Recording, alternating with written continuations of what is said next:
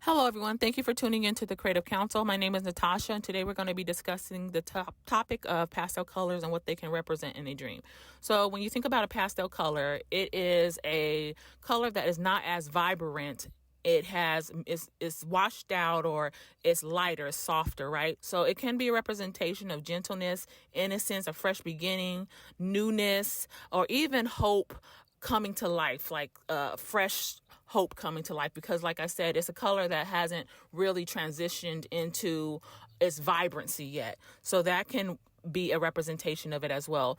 Or it can also symbolize God's tender dealing with us, how he deals with us in loving kindness and gentleness, or a fresh start, rather than harsh correction. So that's on the positive. Now on the negative, it can represent someone or something that is immature or diluted, even watered down or compromised, or has a false sense of peace, not a lot of depth to it. Like I said, it's not as intense in color. So you want to pay attention to the intensity and the vibrancy of the color if it has undertones that are muted or whatnot. So for instance, like light blue or sky blue can represent revelation or even open heaven. A lot of times heavenly clarity or heavenly clarity with communicate when it comes to communication, revelation or open heaven, open revelation, and even spiritual rest, depending on the context. And so something like mint green, what can that represent?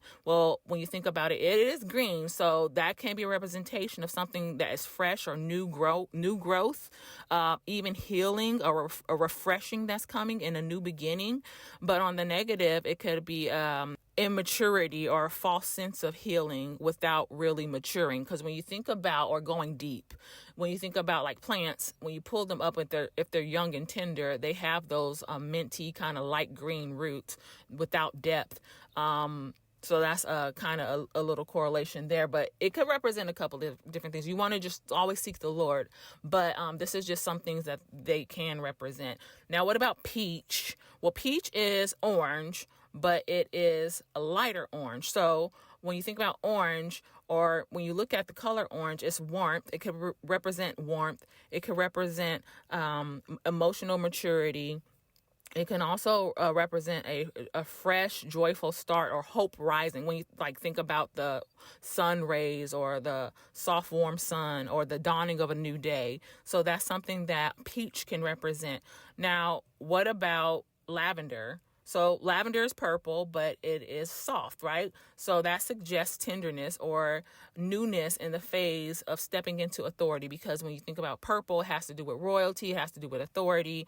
So if it's soft purple or lavender, then that's going to be alluding to a new or tender stepping into authority, or new destiny, or even a calling that's still developing, that hasn't fully come to fruition. Now, on the negative side, that can be fading authority or a loss of inheritance, or even royalty without responsibility or compromise in someone's calling. So you just want to think about the initial like solid color. And like I said, it's not as intense of that color, right? So like, what about gray or pale yellow or even ivory? So ivory is a white, but it's tainted. So it's a tinted white, right? So on the negative, that could be compromise or something that's tainted. But on the positive, it could be transitional, because ivory can transition into any color. It doesn't have to necessarily stay that color. So it could be a transitional new beginning, depending on if it stays that color or not. So you always want to look at the context. What is the element? Is it clothing? Is it something in a house? Is it a tool? Is it a car? You want to think about the elements surrounding the color, not just isolate something by itself. So I hope that was helpful. And if you really are interested in learning more about just elements and symbols, I'll leave my ebook in the description box. It has over 800 elements and symbols with biblical and scriptural references. So that's what really help you out. So don't forget to like and subscribe, and I'll catch you in the next video. Till next time, grace and peace. Bye.